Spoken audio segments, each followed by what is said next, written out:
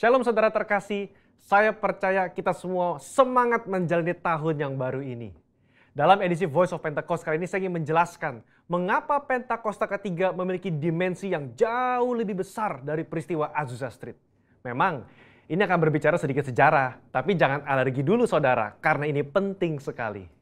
Karena sudah lebih dari 1 abad, maka saksi mata yang menyaksikan langsung betapa dahsyatnya pencurahan Roh Kudus yang terjadi di Azusa Street sudah meninggal. Dan kita hanya dapat mengetahuinya dalam catatan-catatan peristiwa serta bukti sejarah pada waktu itu. Salah satunya yang ditulis dalam buku 100 peristiwa penting dalam sejarah kekristenan. Tercatat bahwa harian Los Angeles Times hari Rabu tanggal 19 April 1906 memberitakan sebuah pertemuan diadakan di sebuah pondok yang hampir rubuh di Azusa Street. Dan para pengikut doktrin-doktrin yang mengerikan ini mempraktekkan upacara-upacara paling fanatik, mengkhotbahkan teori-teori liar, dan memaksakan mereka sendiri dalam keadaan kegembiraan yang tidak waras dengan semangat mereka sendiri. Nah saudara, publisitas negatif semacam ini malah sesungguhnya membantu mengumpulkan massa.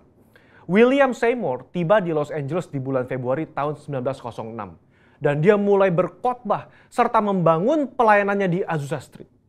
Penantian akan pencurahan Roh Kudus terjawab. Dan pada bulan April, dalam sebuah ibadah, Roh Kudus tercurah dan orang mulai berkata-kata dengan bahasa yang baru.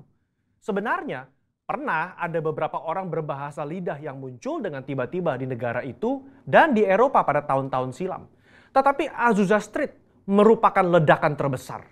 Gerakan yang diawali oleh William Seymour ini kemudian melanda dunia, melampaui etnis, suku, ras, dan dikenal dengan gerakan atau aliran Pentakosta. Inilah yang kita beri istilah sebagai Pentakosta kedua. Setiap hari Minggu kita memperkatakan bersama-sama. Pentakosta ketiga adalah pencurahan Roh Kudus yang dahsyat di zaman now, melebihi yang terjadi di Azusa Street. Pernyataan ini bukanlah sekedar pernyataan iman semata, apalagi klaim sepihak dari gembala sidang atau gembala pembina. Pernyataan ini terkait dengan 2 aspek. Yang pertama, aspek historis. Pada tahun 1909, William Seymour pernah tercatat bernubuat, dalam 100 tahun yang akan datang, akan ada kebangunan rohani lain seperti yang terjadi di Azusa, dan kemuliaan Shekinah akan kembali. Dan kegerakan Allah tersebut akan lebih besar dan lebih luas dari yang terjadi di Azusa. Tidak hanya terjadi di satu tempat atau kepada beberapa orang saja, melainkan akan menjangkau seluruh dunia. Dan kegerakan itu tidak akan berakhir, bahkan sampai kedatangan Tuhan. Amin. Haleluya. Dengan menyampaikan secara gamblang dan terbuka nubuatan yang beliau terima, menjadi bukti bahwa pernyataan Pentakosta ketiga lebih dahsyat dari yang terjadi di Azusa Street. Bukanlah klaim sepihak dari pihak kita, melainkan sudah menjadi janji, rencana, dan kehendak Tuhan.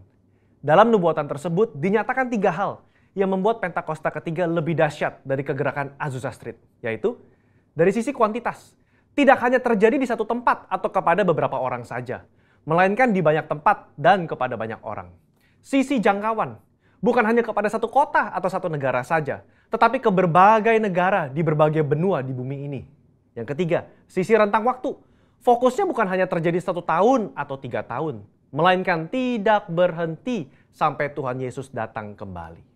Aspek yang kedua, yaitu aspek teologis atau biblikal.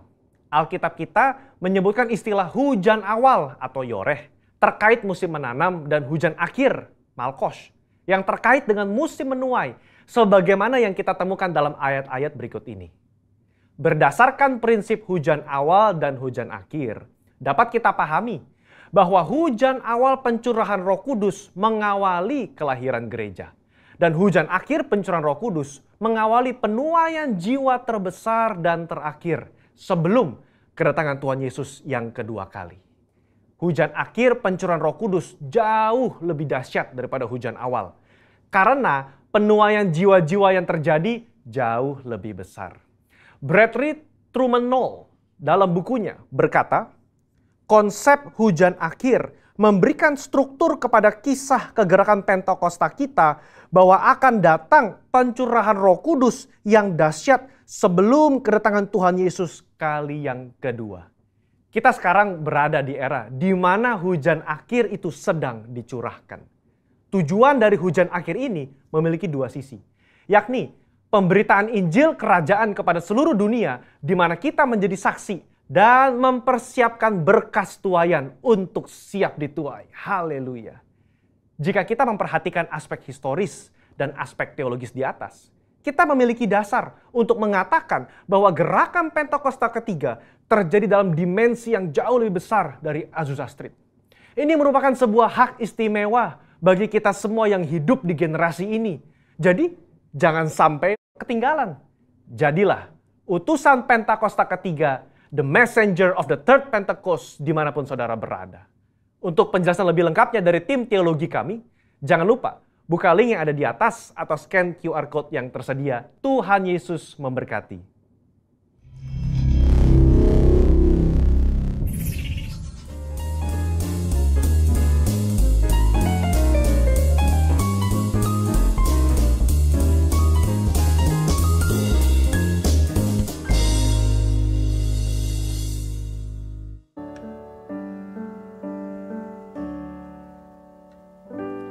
Ya Tuhanku,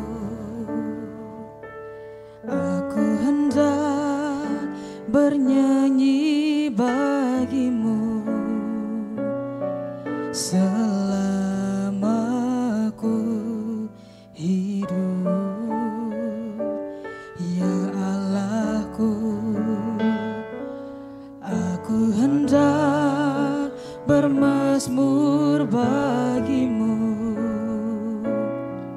selagi ku ada.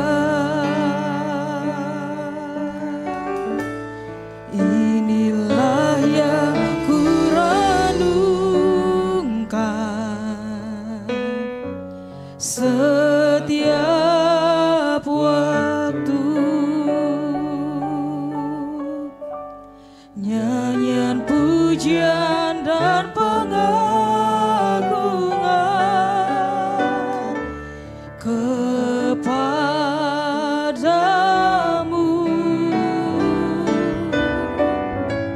Biarlah manis kau dengar, Tuhan, manis kau dengar, Tuhan, dan hatiku bersuka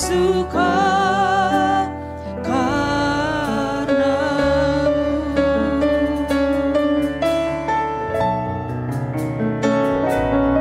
Ya Tuhanku,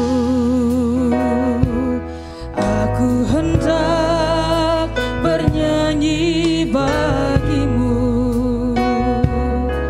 selama aku hidup.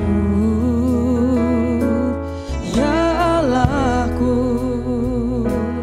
aku hendak bermazmur bagimu selagi ku ada. Inilah yang ku renungkan setiap waktu. Nyanyian pujian dan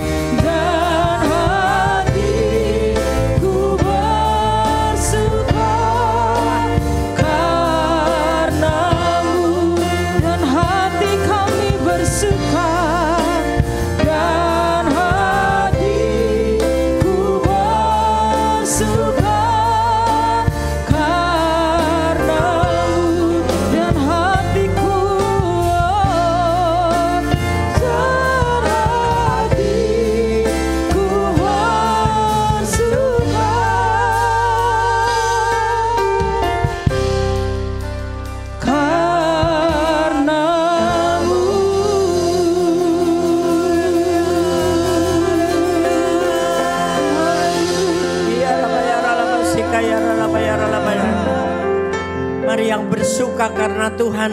Beri tepuk tangan sorak-sorai buat Allah kita yang dahsyat. Dan katakan haleluya. Allahku dahsyat. Terima kasih Tuhan untuk sore hari ini. Biarlah kita semua mempersiapkan hati untuk terima tuntunan Tuhan. Dan juga kami boleh menerima sakramen perjamuan kudus pada sore hari ini dengan baik dan benar. Karena Tuhan menjadikan orang-orangnya baik dan benar di hadapannya. Agar kami boleh menikmati berkat yang Tuhan siapkan bagi kita semua. Pemulihan-pemulihan terjadi, jalan-jalan yang baru terbuka bagi setiap orang yang taat kepada tuntunan Tuhan dengan sungguh-sungguh. Terima kasih Bapak, kami siap diberkati Tuhan sore ini. Mari yang siap katakan bersama-sama, amin, haleluya, puji Tuhan. Sekali lagi katakan, Tuhanku dahsyat. Tuhanku dahsyat. Boleh tengok kiri kanan, Tuhanmu juga dahsyat. Amin.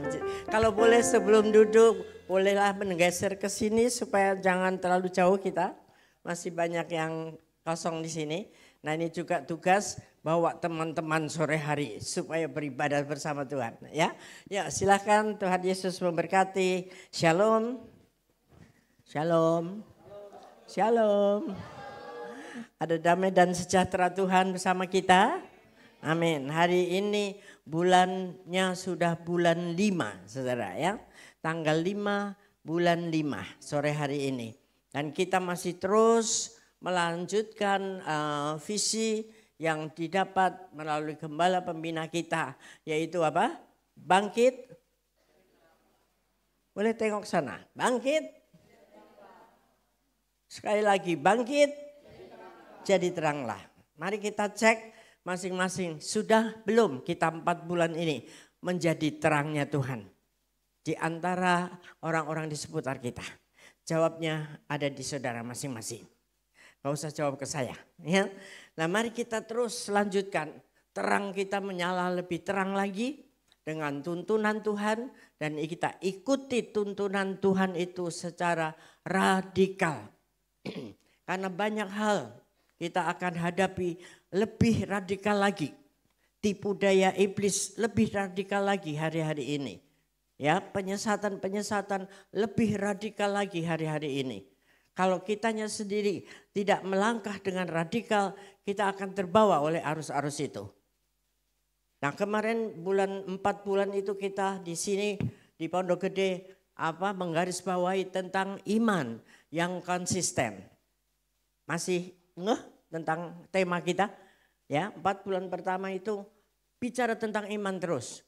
Iman yang harus didongkrak, yang terus harus dinaikkan menjadi iman yang radikal, yang tidak terpengaruh oleh sekeliling kita. Nah mulai Mei ini kita akan masuk dalam berikutnya yaitu pengharapan. Ketika kita punya iman, kita pasti punya pengharapan. Dan pengharapan itu pasti adanya. Karena Tuhan Allah kita tidak pernah berbohong kepada kita. Ada amin? Nah, kejar itu terus. Sampai ketika nanti 2 itu kita sudah lulus, sudah dapatkan semuanya. Kita akan mudah mengasihi orang. Kita akan mudah mewujudkan kasih Kristus di dalam kehidupan kita terhadap setiap orang. Walaupun orangnya itu nyebelin sekalipun. Ya. Nah, tuntunan Tuhan harus diikuti dengan radikal supaya kita mampu melakukan itu. Melakukan apa? Iman yang radikal. Melakukan apa lagi itu sekarang? Mengikuti tuntunan Tuhan dengan radikal. Saudara semua, gembala pembina kita adalah seorang hamba Tuhan yang luar biasa. Diberi visi oleh Tuhan. Gereja yang kita ikuti ini yang disebut GBI Gatsu, Gatot Subroto, yang berusia tahun ini 36 tahun. Itu tidak pernah 1 kali pun absen dalam doa pengerja bersama-sama di Sentul itu setiap awal bulan. Itu konsistensinya. Ya, terus berdoa bersama-sama. Walaupun kita-kitanya yang seringkali izin-izin, ya, madol-madol. Tetapi doa itu tidak pernah absen 1 kali pun selama 36 tahun. Itulah kelebihan daripada Katsu ini. Kita berkumpul bersama-sama, tidak ada rapat. Segini banyak cabang ranting. Ada berapa ribu kemarin dibilang tuh ya Pak? 11.000 ya? Ya, pokoknya ribuan cabangnya di seluruh Indonesia dan bangsa-bangsa. Itu mampu bisa mengatur seperti itu hanya karena berdoa bersama-sama. Nah, itulah sebabnya kita perlu adanya totalitas, ya, keradikalan, walaupun dikecam seperti kemarin itu hari besar, ya, 1 Juni nanti ini hari besar, jatuhnya hari merah di hari Sabtu, tidak pernah dirubah MDPJ, jalan terus, ya kan? Tapi yang macam-macam ada alasan ini itu ya, kita bisa absen, bisa mangkir itu kan, tapi untuk doa itu terus berjalan. Nah, itulah yang Tuhan berikan hadiah penghargaan kepada gembala pembina kita yang di atasnya kita ikut bergabung dengan Church of God di Amerika yang mempunyai Oral Roberts University, menghadiahkan penghargaan satu lagi kepada gembala pembina kita tanggal 10 April kemarin. Boleh ditampilkan foto-foto beberapa tentang penghargaan yang diberikan satu hall lagi yang disebut Hall of Prophet. Ya, jadi di sana itu ada seperti hall, ruangan besar yang di situ ada prophet-prophets ya, nabi-nabi hamba-hamba Tuhan yang begitu setia, yang begitu luar biasa secara dunia, mendunia, ada semua di situ ya, dipasang gambar-gambarnya. Dan ini yang didapat barusan Pak Niko kemarin ya, di Amerika Serikat ini Pak Niko dan Ibu mendapatkan penghargaan itu yang diberikan Tuhan melalui ORU. Ya, terus fotonya. Nah, ini bersama dengan gembala pemimpin Gereja Betel Indonesia, seluruh Indonesia dan bangsa-bangsa, Bapak Rubin Adi Abraham. Ya. Dr. Rubin Adi Abraham, siapa yang belum kenal supaya bisa melihat. Jadi kalau lihat di mana-mana, oh ini gembala pemimpin kita. Jadi dia ada sebetulnya di atasnya Pak Niko, tapi dia datang untuk menghadiri hal ini, saudara. Ya, terus ya. Nah, ini seluruh hamba-hamba Tuhan di sana bersama-sama menghadiri seremoni itu dengan menyanyikan lagu Pak Niko yang pertama ya, dalam bahasa Indonesia, si bule-bule ini nyanyi lucu juga saudara ya. Nyanyi soraklah haleluya, itu orang-orang bule ya. Nah, luar biasa, Indonesia menjadi berkat bagi barat, dari timur ke barat itu terbukti. Terus masih ada? Nah, ini adalah pledge-nya ya. Apa itu? Bukletnya lah, seperti itulah ya. Masih banyak lagi, tapi kita tahu bahwa semuanya itu karena Tuhan. Ya, Pak Niko bilang kalau dia dapatkan itu bukan karena keinginan dia, tetapi karena Tuhan memberikannya, menghargai dia, menjadi orang yang berkenan di hati Tuhan. Makanya kita semua, mari kita raih apa yang Pak Niko dapatkan itu, bukan penghargaan ini, tetapi kita meraih menjadi orang-orang yang berkenan di hati Tuhan. Amin. Ini yang paling penting, menjadi orang yang berkenan di hati Tuhan. Caranya bagaimana? Ikuti tuntunan Tuhan dengan radikal. Ini judulnya sore hari ini. Radikal itu apa? Totalitas. Tidak ada excuse, tidak ada alasan. Ya, apapun yang terjadi tetap melakukan apa yang Tuhan mau di dalam kehidupan ini. Nah, sekarang ini tidak bisa lagi kita ikut Tuhan abu-abu, ya, asal-asalan. Ya kalau minggu ya terserah kita dong. Ya, itu kan hari-hari aku, waktu-waktu aku. Kita mau ibadah mau enggak urusannya kita. Tapi Tuhan memberikan semua kebaikan-kebaikannya dalam hidup kita 24 jam sehari kali 365 hari. Apa yang kita pakai waktu itu? Apakah 1 kali aja 1 minggu kita tidak bisa memberikan mungkin 1,5 jam, 2 jam untuk Tuhan. Nah ini seperti ini nih kita harus lakukan dengan radikal hari-hari ini. Banyak tantangan saudara. Ya banyak orang masih sibuk. Apalagi ada bisnis-bisnis yang bisa tendernya di hari Minggu. Ya nggak bisa nolak kita. Ini kan penting untuk kehidupan. Yang kasih kehidupan kita tuh siapa saudara? Amin. Amin. Nah. Tapi memang ada pekerjaan-pekerjaan seperti SPG misalnya, dokter misalnya yang harus tugas di hari Minggu. Tapi saya kira pasti ada hari Minggu 1 kali lah minimal untuk kita bisa mengambilnya untuk Tuhan. Ya, bagaimana lah konsistensi kita dengan Tuhan itu yang sekarang harus kita angkat. Karena kalau enggak seperti itu kita akan terbawa arus yang sekarang ini makin marak. Tidak hanya Kristen progresif tetapi juga ada Kristen-Kristen aneh-aneh yang terutama datang dari Korea. Ya, Korea yang dulu itu zamannya pendeta David Yonggi-cho luar biasa. Orang bertobat di pinggir-pinggir jalan. Orang menginjil setiap hari dimanapun. Tetapi ketika mereka sudah diberkati Tuhan, berkat itu membuat mereka lalai, membuat mereka nyaman. Sehingga anak-anaknya yang waktu itu mungkin kecil, lalu bertumbuh menjadi generasi muda, tidak dididik untuk takut akan Tuhan dan melayani Tuhan. Sehingga akhirnya kebobolan. Ya kecolongan ini Korea ini. Sehingga sekarang yang ada adalah K-pop. Dan apa tuh namanya? Drakor. Yang seperti itu saudara. Tidak ada rohani-rohaninya. Padahal orang tua mereka dalam penderitaan yang berat waktu itu. Ditolong Tuhan. Melewati itu semua. Hati ini rugi besar. Sekarang hasilnya Kristen-Kristen aneh-aneh. Yang menghalalkan segala macam hal. Nah kita semua Indonesia ini dapat, Pak Niko itu dapat tongkat estafet dari Pak Yonggi-cho saat itu. Tahun berapa saya lupa. Itu apa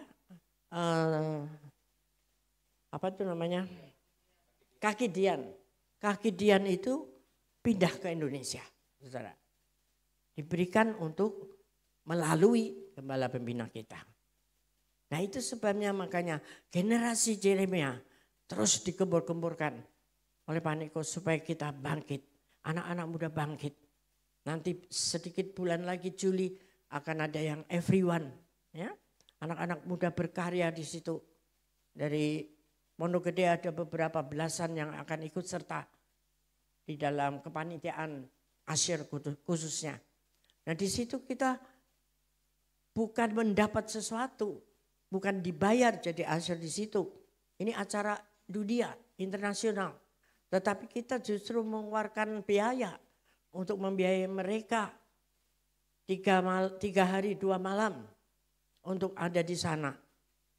Ya, tapi itu adalah sebuah misi kita. Nah tadi itu ada tayangan tentang misi anak-anak muda. Itu sangat penting. Supaya anak-anak muda ini enggak hanya begitu enak-enak aja. Cuma nyanyi di tempat yang dingin, enak. Sambil ngantuk-ngantuk, sambil main handphone. Saudara saya mau tanya. Kira-kira kalau ibadah di gereja ada yang main handphone enggak? Bukan di sini deh. Mungkin pernah dengar gitu di mana-mana gitu. Orang dengerin ini, yang khotbah ini bodoh amat. Yang penting aku ada di gereja hari Minggu. Tapi mengisi pikirannya dengan hal-hal yang lain. Ada enggak kira-kira? Ada. Ya. Sebetulnya di sini pun ada. Makanya saya katakan tadi pagi, mulai hari ini tidak usah buka handphone yang dengan moto sepertinya buka Alkitab di handphone kita. Karena Alkitab sudah ada di sini. Ditayangkan di sini. Setuju semuanya? Yang 3 doang yang setuju. Anak muda setuju? Lemes banget. Holly setuju? Setuju, puji Tuhan. Ini pentolan anak muda soalnya. Ya, jadi kalau ada yang buka-buka handphone yang enggak terlalu penting, ada yang nonton drakor saudara. Bahkan ada yang buka-buka hal-hal yang enggak benar. Itu ada yang lihat saudara. Jadi kita bagaimana bisa memperoleh yang radikal ini ketika kita melakukan ibadah kita aja asal-asalan. Ya, lalu tuntunan Tuhan selanjutnya adalah tentang apa yang harus kita lakukan. Masa sekarang ini banyak bunyi-bunyian tentang perpuluhan. Saya jarang sekali menyinggung hal ini. Ya, tapi karena dari pusat juga kita mendapatkan tuntunan tentang hal ini banyak sekali. Ya, perpuluhan tuh udah masa lalu, udah di perjanjian lama, di perjanjian baru sudah nggak ada lagi. Kita ditipu oleh gereja, tipu oleh gembala, dipakai buat happy-happy. Itu oknum, saudara. Tidak semuanya seperti itu. Nanti kita akan lihat tuntunan daripada GBI ini, bagaimana perihal perpuluhan ini. Tapi sebelumnya kita mau baca firman Tuhannya dulu. Pengkhotbah 7 ayat 16-17. Yuk kita baca bersama-sama ayat-ayat pertama ini dengan suara yang mantap dan dengan pengertian daripada Tuhan sendiri. 1, 2, 3. Janganlah terlalu saleh, janganlah perilakumu terlalu berhikmat. Mengapa engkau akan membinasakan dirimu sendiri? 17. Janganlah terlalu fasik, janganlah bodoh. Mengapa engkau mau mati sebelum waktumu? 16 kembali. Bapak Ibu, ini ayat bukan dari saya. Tapi ini yang didapat oleh Gembala Pembina kita dari Pak Niko di pesan minggu ketiga bulan lalu. Saya mau tanya dulu, tadi pagi juga saya tanya. Sebetulnya agak sedih menanyakan hal ini. Berapa banyak di antara semua saudara ini kalau minggu ketiga itu dan selanjutnya, selain hari Minggu masih ada, di YouTube kita ada tayangan video khotbahnya Pak Niko. Siapa yang ikut? Yang ikuti YouTube itu. Cong, angkat tangannya. Bisa? Loh, Anto doang loh. Dia ngumumin, dia nonton sendiri. Kasihan deh loh. Yang lain gimana? Itu tuntunan loh. Khususnya yang bulan lalu itu saya benar-benar dapat sesuatu. Kuat sekali ini. Ayat-ayat ini saudara. Jadi tolong mari memang kita tidak tayangkan pada waktu kita ibadah. Karena itu akan nanti terlalu panjang lagi ibadah kita. Saudara kalau mau gak apa-apa 2,5 jam ibadahnya. Jadi kita memang diizinkan dari pusat hanya ditayangkan lewat YouTube gereja masing-masing. Tapi ya tolong didengerin. Ini visi, ini tuntunan Tuhan. Kita ada di bawah tuntunan lewat Pak Niko ini luar biasa. Dengarkan sekitar 20 menit doang. Ya. Nah, tuntunannya kemarin itu salah satunya adalah ini. Judulnya adalah taat tuntunan Tuhan dengan radikal judulnya. Ayatnya yang tadi. Mana tadi? Nah, jangan terlalu saleh. Sepertinya aneh ayat ini ya. Kok kita nggak boleh saleh-saleh? Bukan nggak boleh saleh. Tidak terlalu. Garis bawahi kata terlalu itu negatif atau positif? Halo? Halo, ada orang di sini. Kata terlalu itu negatif atau positif? Kebanyakan negatif. Ya karena itu udah ngelewatin batas. Ya. Kalau kita punya uang terlalu banyak. Sampai enggak bisa lagi dihitung. Lupa berapa jumlahnya, nggak ngerti lagi mau dipakai untuk apa. Kira-kira kita jadi damai sejahtera atau malah aneh-aneh? Biasanya aneh-aneh, ya. Anak muda terus, wah, kebut-kebutan, gebukin temennya, ya kan? Kan punya power dari uangnya, dari orang tuanya. Apalagi terlalu pintar, IQ-nya mungkin 200, ada ya? Miring-miring pasti ya. Sudah aneh perilakunya. Jadi negatif. Ya, saya percaya kata terlalu itu negatif. Artinya apa? Apa yang ada dalam firman Tuhan itu, kita harus pakai hikmat Tuhan. Tapi jangan terlalu berhikmat. Semuanya baik ketika kita mengerti dengan tuntunan yang pas. Saya kasih contoh berkali-kali ini tadi ya. Misalnya yang gampang aja, saudara itu sakit. Engkau sakit 2 hari 3 hari tidak minum obat, tidak ke dokter. Dia kata, aku beriman Tuhan bisa sembuhkan. Karena orang mati aja bisa dibangkitkan oleh Tuhan. Itu amin saudara. Tapi adakah Tuhan bicara di kuping kita? Kamu enggak usah ke dokter, enggak usah makan obat, aku akan sembuhkan kamu. Kalau seperti itu, it's okay. Mengerti maksud saya? Ya. Jadi kalau tidak ada bisikan Tuhan secara khusus bahwa kau enggak usah ke dokter. Jangan lakukan itu. Karena Tuhan berikan dokter, berikan obat untuk kita. Sehingga tadi dikatakan, mana ayatnya? Kamu membinasakan dirimu sendiri. Mati saudara. Ayat berikutnya tadi mati apa? Sebelum waktumu. Bisa loh mati sebelum waktu. Ternyata. Ya. Jangan terlalu fasik. Itu bodoh. Ya. Sudah tahu diberi warning. Pindah. Mau ada tsunami misalnya. Tetap aja di situ. Tuhan berkuasa atas hidupku. Ya. Tiba-tiba tsunami datang, kemana dia? Bablas di bawah laut.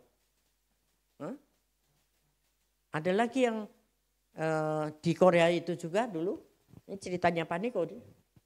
Anak muda itu habis melayani misi, menggebu-gebu, pulang-pulang kalinya banjir. Saudara. Ya, untuk putar jembatan yang sono lebih jauh lagi. Dia ingat bahwa Petrus bisa berjalan di atas air. Kemudian dia bilang, kita percaya, beriman, kita bisa berjalan di atas air. 4 gadis ini saudara, jalan menyeberangi sungai itu. Akhirnya sampai mana saudara? Sampai mana? Gihan tahu nggak sampai mana? Gak tahu. Sampai dasar laut. Pulang nama doang. Jadi ini yang dibilang terlalu saleh, terlalu fasik, terlalu berhikmat. Tidak mengerti apa yang Tuhan bicara kepada kita. Jadi jangan mujizat untuk si A, kita klaim itu terjadi atas kita. Katakan amin. Amin yang kuat. Jangan niru-niru kepada apa yang Tuhan lakukan terhadap orang lain. Karena semua itu spesifik untuk kita. Untuk orang-orang tertentu. Ya. Tapi kita punya pengharapan kepada Tuhan itu untuk umum. Dan pengharapan itu akan dijawab Tuhan, caranya Tuhan masing-masing bagi setiap orang. Amin lagi. Gitu loh caranya. Supaya kita jangan membinasakan diri kita sendiri. Saya punya kesaksian tentang itu saudara. Masih anak muda itu sakit lama, diem-diem. Dia pelayan yang setia, bahasa rohnya luar biasa. Ya, tidak pernah absen, pokok semua tugas itu dia lakukan dengan sangat baik. Tapi dia sakit, ya lumayan sih sakit ya, tapi sebetulnya bisa sembuh. Kalau dia mau terbuka dan mau berobat dengan serius. Tapi dia tangani sendiri, dia berobat asal-asal aja, hidupnya juga di tempat-tempat yang tidak baik udaranya untuk penyakitnya dia itu sampai akhirnya mati saudara. Mati. Enggak meninggal lagi, mati gitu ya. Biar lebih mantap gitu ya. Mudah saudara. Itu kan membinasakan dirimu sendiri. Jangan terlalu fasik, jangan terlalu berhikmat menurut pikiran kita sendiri. Ya. Amin. Anak-anak muda, amin. Engkau punya iman luar biasa, oke. Tetapi apakah Tuhan bicara seperti itu untukmu atau tidak? Ya, jangan nanti pulang terus bilang tadi ada mission, ya, mau ikut saya ke Uzbekistan, mau ikut melayani orang-orang gelap di sana. Tuhan suruh apa enggak? Doa dulu, ya. Tidak sembarangan seperti itu juga. Nah, maka dari itu mari kita lebih banyak lagi mendekatkan diri kepada Tuhan supaya mengerti apa yang Tuhan mau dari hidup kita. Petrus aja tuh murid Tuhan kan. Dia waktu Tuhan Yesus mau ditangkap sebelumnya itu Tuhan bilang, wah kamu akan menyangkal aku 3 tahun. Oh enggak mungkin Tuhan, mati sekalipun aku pasti bela Tuhan. Petrus toh akhirnya apa? Menyangkal. Hanya dengan mak-mak lu yang ngomong di hadapan dia. Bukan prajurit saudara. Gampang sekali berubah. Nah makanya iman kita harus radikal. Roh kita harus radikal untuk Tuhan. Mana nih Tuhan yang mau? Aku mau melakukannya. Ya, tentang perpuluhan tadi. Kalau saudara memberikan apapun bentuk persembahanmu. Apakah itu persepuluhan. Apakah itu persembahan sulung. Persembahan syukur. Persembahan kantong ini. Semua yang untuk misi. Minggu keempat untuk diakonia, minggu ketiga itu semua diperuntukkan pekerjaan Tuhan.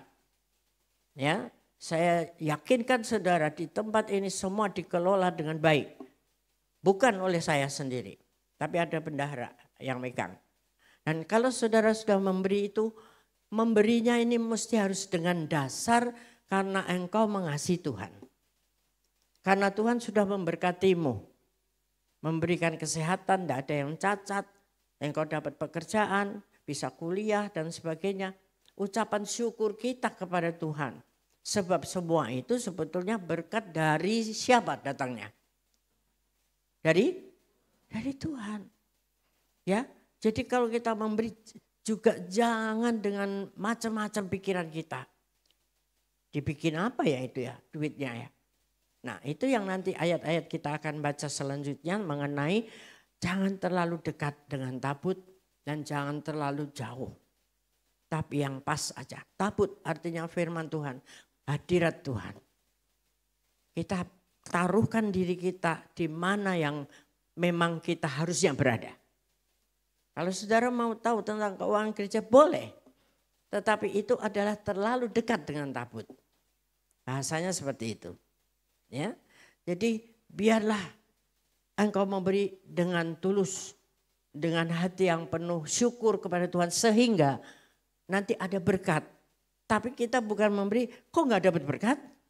Nah itu artinya gambling, berjudi sama Tuhan.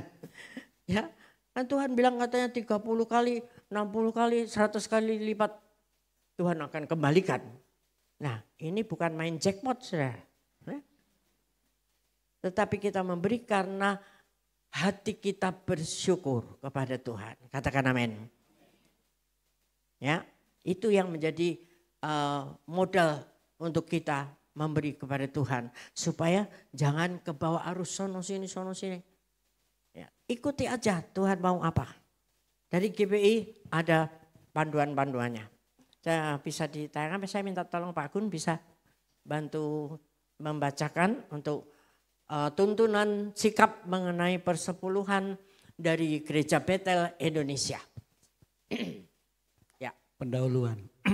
Gereja-gereja Pentakosta dan Karismatik menempatkan persembahan sebagai bagian integral yang sangat penting dalam pelayanan gerejawinya, khususnya dalam pemberian persepuluhan. Alkitab menyebut persepuluhan atau 1/10 dalam 30 ayat lebih. Penyebutan ini cukup dominan sehingga perlu mendapat perhatian dan kajian agar didapat pemahaman dan sikap yang tepat mengenai persembahan persepuluhan ini. Persembahan persepuluhan di dalam Perjanjian Lama ditekankan secara praktikal. Persembahan persepuluhan bukanlah satu-satunya praktik persembahan yang dituntut kepada kaum Israel. Selain itu ada persembahan sulung, persembahan syukur dan lain-lain. Persepuluhan tidak selalu berupa uang, tetapi bisa berupa hasil tanaman, ternak, ataupun barang.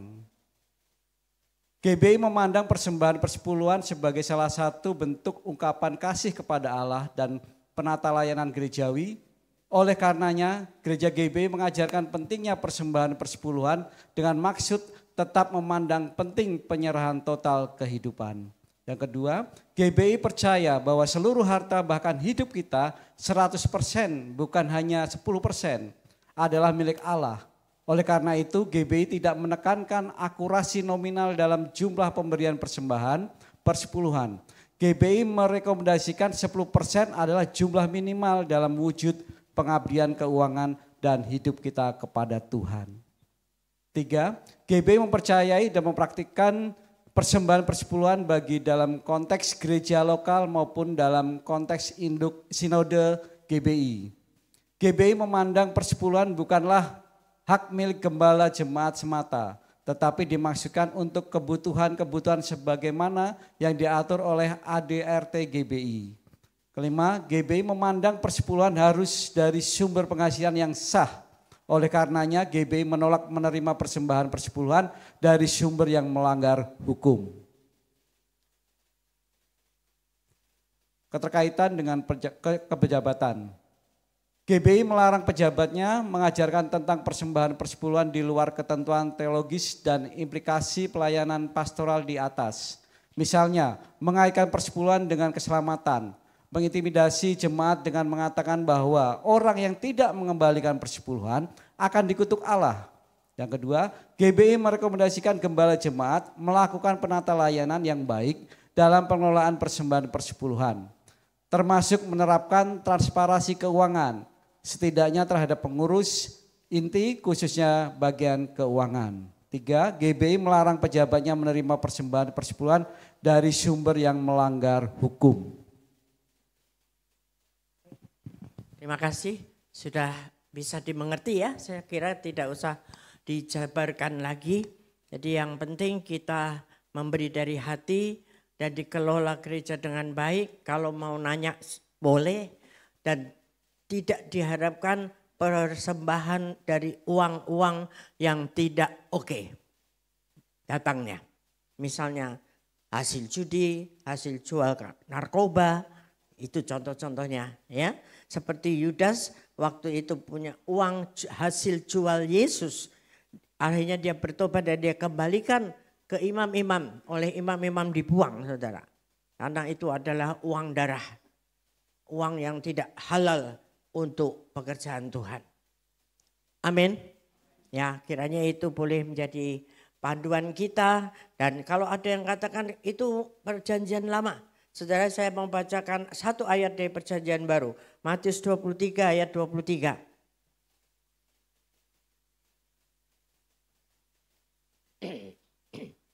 Yuk sama-sama kita baca lagi. 1, 2, 3.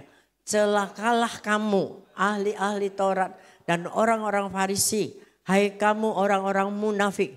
Sebab persepuluhan dari selasih, adas manis dan jintan kamu bayar, tetapi yang terpenting dalam hukum Taurat kamu abaikan, yaitu keadilan dan belas kasihan dan kesetiaan.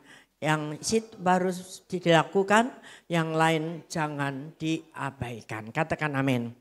Ya, jadi kita ini masih terus melakukan hal-hal yang Tuhan ajarkan.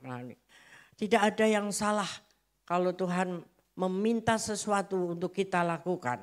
Pasti Tuhan tahu kemampuan kita. Ya, kalau saudara bilang, aku ini gaji aja belum tentu cukup dalam sebulan. Itu bahasa yang klise. Untuk kita bisa memberikan persepuluhan bagaimana caranya. Kalau engkau mau menghitung cukup, pasti tidak cukup. Ya, saya dulu sekolah punya uang saku itu tidak banyak. Tapi ketika terima setiap bulan, potong dulu di awal untuk persepuluhan. Sisanya ini mau cukup mau gak cukup, yang penting kita bisa makan. Ya kan? Yang penting ada makan. Karena kita udah kos, sudah bayar kos. Udah cukup. Nah yang lain itu semua bisa diatur oleh kita. Jadi soal cukup gak cukup itu tergantung iman kita. Tapi kalau saudara mengatakan, ya kita kan tidak bisa dipaksa seperti itu, silakan. Enggak usah, enggak apa-apa. Daripada kita memberi tapi ngedumel, saudara. Itu tidak akan menjadi berkat. Makanya seringkali ada yang bilang, saya sudah perpuluhan, sudah memberi persembahan, beribadah dengan baik, melayani, tapi kok enggak ada berkatnya. Masih sakit-sakitan, masih banyak masalahnya. Cek lagi, apakah kita memberi dengan syukur, 1. 2, apakah kita hitung-hitungan dengan Tuhan, tadi ya kelanjutannya. Dan apakah karakter kita sudah menjadi murid yang baik dari Tuhan. Menjadi karakter Kristus. Kita lakukan itu semuanya, tetapi diam-diam selingkuh jalan terus. Tapi gondok masih jalan terus. Dendam sama teman, dendam sama orang tua terhadap anak masih terus dipelihara. Bagaimana mau bisa dapat berkat? Sama aja, ibadah juga gitu. Saudara mau rajin ibadah mungkin seminggu sekian kali, tetapi hatimu belum beres di hadapan Tuhan. Hati-hati, hari-hari ini ya Tuhan ingatkan tentang mengambil riba. Siapa yang berhutang dengan riba itu bahaya. Saya tahu ada orang-orang kita yang masih melakukan itu. Ngambil bunga yang besar untuk uang yang dia pinjamkan. Bahkan mengambil barang-barang mereka yang tidak bisa bayar. Itu jahat di hadapan Tuhan. Tenang, diam seperti yang baik-baik saja. Ya, ibadah jalan terus. Nah, juga hal-hal seperti apa tuh? Menekan orang lain. Misalnya punya karyawan atau punya ART. Seolah-olah mau nolong dia, uangmu aku simpan supaya tidak habis setiap bulannya. Tapi ketika dia butuh minta enggak dikasih juga. Dengan 1001 alasan, padahal dia punya uang. Nah itu ada ayatnya saya lupa di mana. Jangan menahan hak orang lain. Ya, jadi kalau misalnya nih yang kerja di kantoran, ya, dia diberi hak ini untuk pakai driver misalnya. Tapi dia nggak mau pakai, tapi uangnya diambil. Uang untuk driver dia ambil, tapi dia nyetir sendiri. Tidak ada yang tahu karena perusahaan besar. Nah itu jahat di hadapan Tuhan. Karena ini income untuk seorang driver yang harusnya bisa dapat salary itu dimakan sama si bos ini. Itu contoh salah satu. Ya, 1001 yang lain masih banyak. Kalau saudara mesti memberikan THR, beri. Ya, kalau kita tulus memperhatikan orang lain, Tuhan pasti memberikan saluran berkatnya. Amin enggak? Itu anak-anak muda, saya enak nih bebas, belum kerja, belum ini, enggak ada tanggung jawabnya. Engkau punya uang saku, jangan salah. Ya, karena dari sekolah dulu saya belajar untuk itu. Ya, kita enggak usah jajan, mungkin makannya dikurangin atau bagaimana untuk kita bisa menabur bagi orang lain. Makanya terus Tuhan bimbing terus jadinya seperti sekarang ini. Tidak mendadak jadi. Nah, mari kita akan baca bagian ayat yang menjadi tuntunan Tuhan juga. Ini dari Pak Niko juga kemarin supaya kita lebih jelas ya. Yosua 3 ayat 1 sampai 17. Ini tuntunan yang kita harus ikuti supaya pintu-pintu yang terbuka itu benar-benar kita bisa lalui. Ya, pintu sudah terbuka tapi cara masuknya gimana seringkali kita nggak ngerti karena tidak ikut tuntunan. Mari kita baca bergantian. Ya, saya mulai dulu. Yosua bangun pagi-pagi. Lalu ia dan semua orang Israel berangkat dari Sitim dan sampailah mereka ke sungai Yordan. Maka bermalamlah mereka di sana sebelum menyeberang. 2.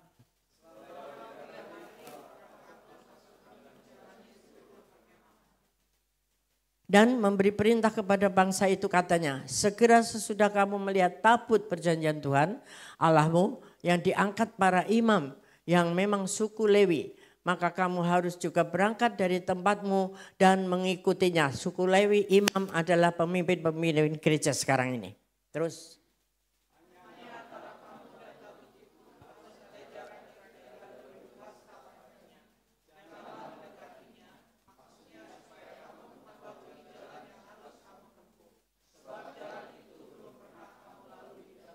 Baris bawahi, jalan itu belum pernah kamu lalui dahulu. Artinya ada jalan yang baru. Makanya kita harus ikuti tuntunan para pemimpin kita. Visi yang Tuhan berikan. Supaya kita masuk di jalan yang benar itu dan menikmati berkatnya. Kalau enggak, melenceng-melenceng. Mana katanya pintu dibukakan. Enggak ada hasilnya. Salahmu dewek, pakai jalannya sendiri. Bukan ikuti tuntunan. Terusnya berkatalah Yosua kepada bangsa itu, nih penting, kuduskanlah dirimu sebab besok Tuhan akan melakukan perbuatan ajaib di antara kamu. Terus.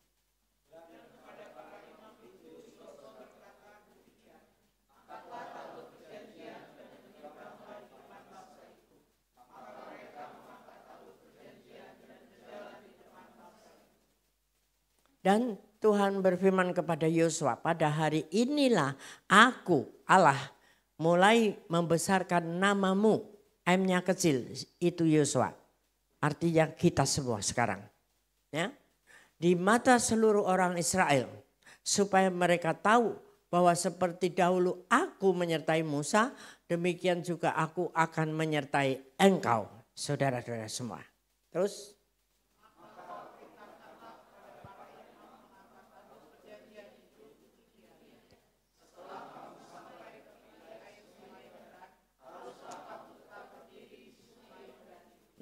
Ya, itu tuntunan. Sampai di situ berhenti, berdiri, taat. Ya. Lalu berkatalah Yosua kepada orang Israel, datanglah dekat dan dengarkanlah firman Tuhan Allahmu.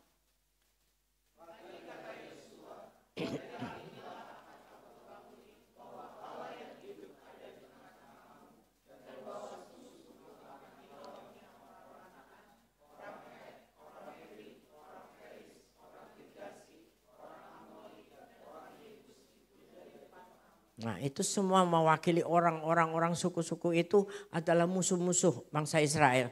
Musuh-musuh kita sekarang akan dihalaukan oleh Tuhan ketika kita mengikuti tuntunan Tuhan. Apa musuh-musuh saudara sekarang ini?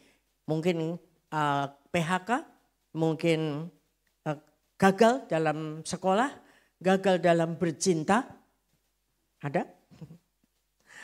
Gagal dalam rumah tangga, banyak percekcokan terus-terusan. Ya, bangkrut dan sebagainya, Tuhan akan berikan jalan keluar. Ya, terus sesungguhnya tabut perjanjian Tuhan semesta bumi berjalan menyeberang di depan kamu, masuk ke sungai Yordan.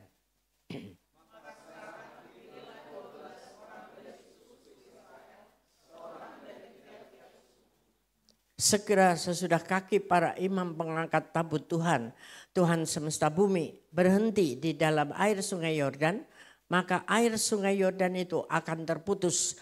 Air yang turun dari hulu akan berhenti mengalir menjadi bendungan.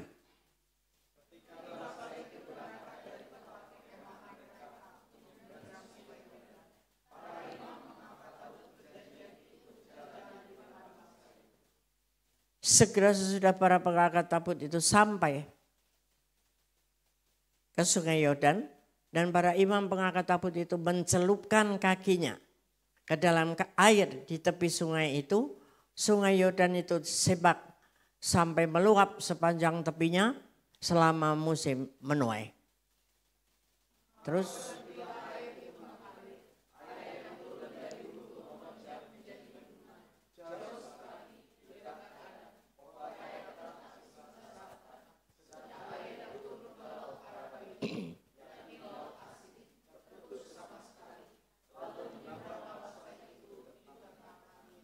Tujuh 17 bersama-sama. Tetapi para imam mengangkat kabut perjanjian Tuhan itu tetap berdiri di tanah yang kering, di tengah-tengah sungai Yordan. Sedang seluruh bangsa Israel menyeberang di tanah yang kering sampai seluruh bangsa itu selesai menyeberangi sungai Yordan. Katakan amin. Itulah artinya dari cerita ini. Tuntunan Tuhan melalui Yosua saat itu dilakukan dengan baik dan benar. Sehingga bangsa ini akhirnya menyeberang penghambat yaitu sungai Yordan itu. Dengan keadaan sungai itu tersibak. Seperti dulu pernah siapa itu membelah laut apa? Musa. Ya, makanya tadi kan Tuhan bilang kan, apa yang aku pernah lakukan kepada Musa akan aku lakukan kepadamu.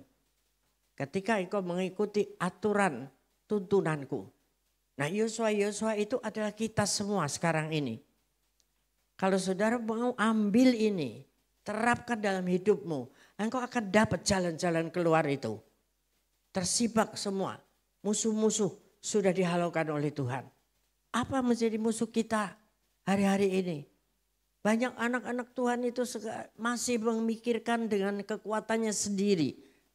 Hal-hal kecil menjadi beban dalam hidupnya sehingga stres, saudara. Berobat ke psikolog, dapat obat penenang, harganya mahal. Nah ini kemana ini langkah-langkah imannya? Kenapa? Karena terlalu memikirkan menurut dirinya sendiri. Dan tidak berserah punya harapan yang penuh kepada Tuhan. Kurang radikal imannya. Kurang radikal pengikutannya kepada Tuhan. Pasti kita akan terombang ambing, saudara. Ingat akan Yusuf, dimanapun dia berada, dia kokoh kuat. Ya, dia di penjara yang seburuk itu pun dia keluar sebagai pemenang. Masih muda loh Yusuf saat itu, belasan tahun umurnya. Dia bisa mampu sendirian, nggak ada yang mengcover dia. Ya, anak-anak muda mungkin engkau dibully. Mungkin di rumah tangga engkau dianaktirikan, dianggap anak sial. Mungkin engkau sendirian yang ikut Tuhan di rumah itu.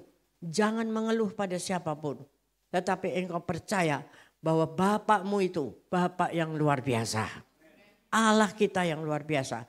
Gak usah nyari konselor. Ya, ngibutin, nelponin ke Antok melulu. Kak aku begini. Dia juga terbatas, dia sendiri juga lagi stres mungkin. Ya kan? Mungkin tapi gak pernah stres sih kayaknya si Antok. Ketawa terus ya. Kita senang sekali kalau dengar Antok ketawa itu ya. Pas bebas gitu. Atau kita perlu tes gimana sebenarnya. Amin, amin. Ya kita mau melangkah bersama Tuhan. Tuntunan Tuhan jangan terlalu dekat, jangan terlalu ngurusin apa yang haknya pemimpin gerejamu. Ya, dan juga jangan terlalu jauh. Terlalu jauh artinya ya udahlah kalau kayak gitu kue mah bangsa bodoh. Udah gak mau perpuluhan, gak mau ibadah sering-sering. Pusing dengerin sono sini begini begitu. Nah ini rugi di pihak kita. Ya, jangan terlalu jauh, dekat, jangan terlalu jauh. Pas dan Tuhan terus tuntun kita. Laut terbelah, sungai terbelah. Dan kita melalui jalan yang belum pernah ada. Itu akan muncul dalam hidupmu. Katakan amin. Mari kita bangkit berdiri. Siapkan hati untuk masuk dalam perjamuannya Tuhan. Dengan hati yang benar di hadapan Tuhan. Satu lagu tadi, lagu apa itu ya? Jadi kita tuh ada di hadirat Bapa. Itu nyaman sekali, tapi hatimu harus suci. Itu lagu yang memberkati, lagu Pak Niko zaman dulu ya. Dari pagi saya terberkati oleh lagu itu. Ayo kita nyanyi itu saudara. Allah Bapa kami mengasihi-Mu. Yesus Kristus Tuhan yang kudus. Allah Bapa kami mengasihi-Mu. Yesus Kristus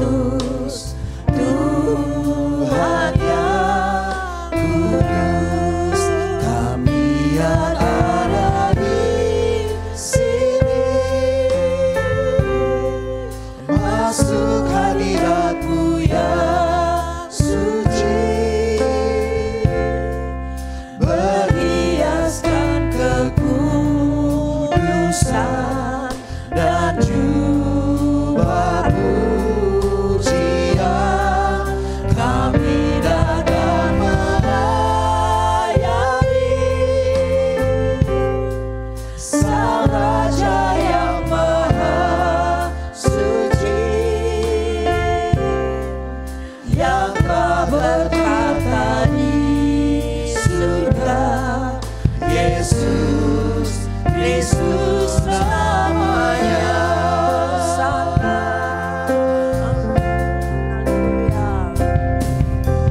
Hosana, Hosana di tempat yang tinggi yang sana. Hosana,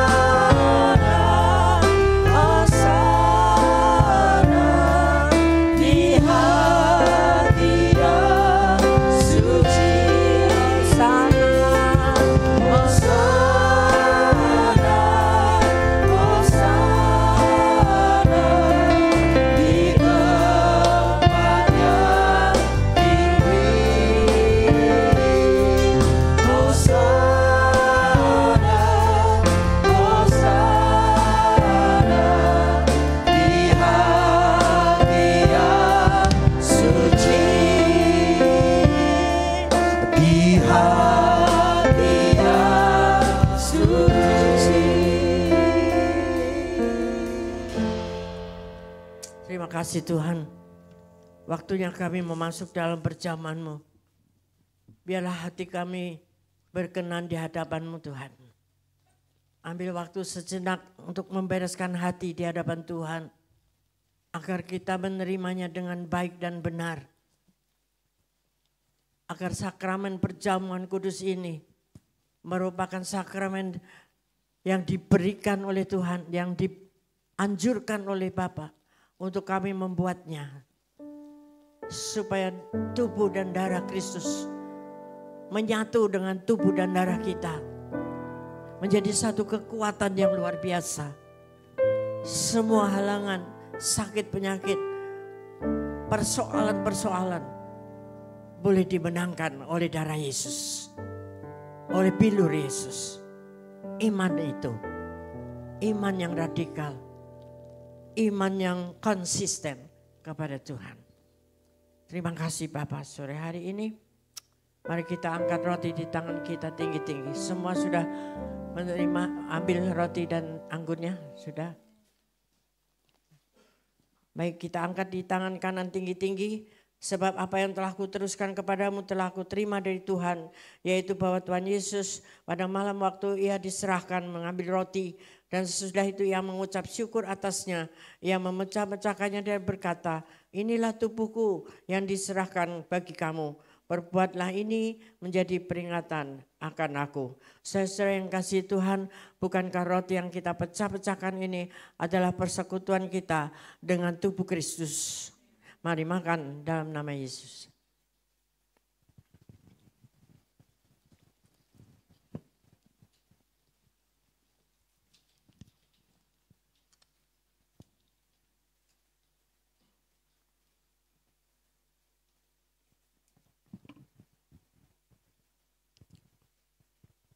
Mari angkat cawan ini di tangan kanan tinggi-tinggi.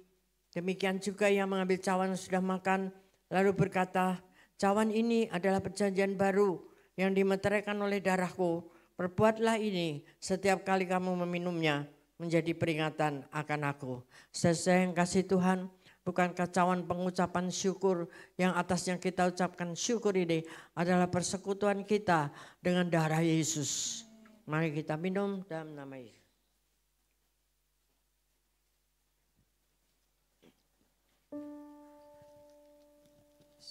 Naikkan syukur kepada Tuhan. Dengan kata-kata kita bersyukur kepada Tuhan. Kasih Tuhan.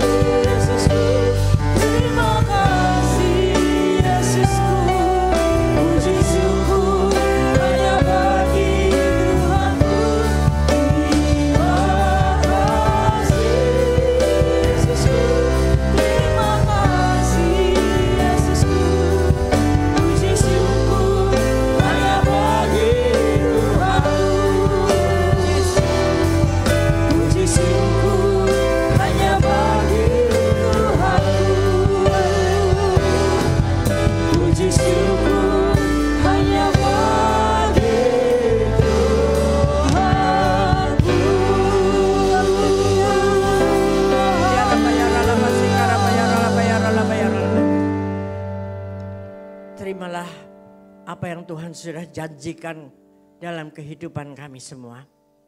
Apabila engkau taat tuntunan Tuhan, berkat-berkat melimpah turun atasmu, kesembuhan turun atasmu, pemulihan-pemulihan turun atasmu, dan semuanya membuat kita semua hidup sebagai anak-anak Tuhan yang baik dan benar di hadapannya, yang berkenan di hadapan Tuhan seperti Daud berkenan di hadapan Tuhan.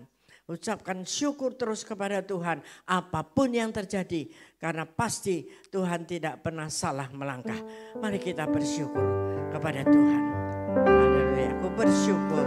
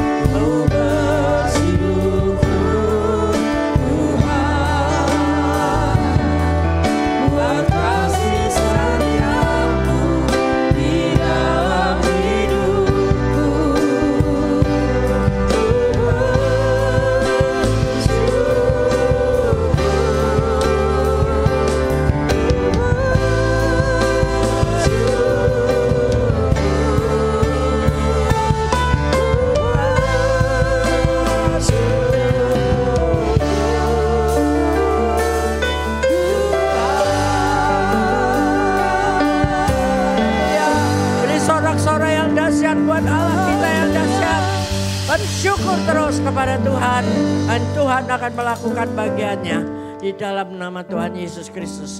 Mari kita siapkan hati untuk terima berkat Tuhan, yaitu damai dan sejahtera Tuhan yang berlimpah-limpah, kasih dan anugerahnya yang dahsyat dalam kehidupan kita, dan terus makin hari makin mengerti kehendak Tuhan, makin intim dengan Dia melalui Roh Kudus-Nya dari hari ini sampai Tuhan datang kembali. Tetap setia dan menjadi alat Tuhan. Haleluya. Yang setuju katakan bersama-sama. Amin. Selamat hari Minggu. Tuhan Yesus memberkati. Haleluya. Jangan lupa hari Kamis kita beribadah kembali. Tuhan berkati. Sore tidak ada ya, hanya 2 kali pagi. Selamat hari Minggu, Tuhan Yesus memberkati. Silakan bersatu sejenak Bapak Ibu Saudara sebelum meninggalkan ruang ibadah.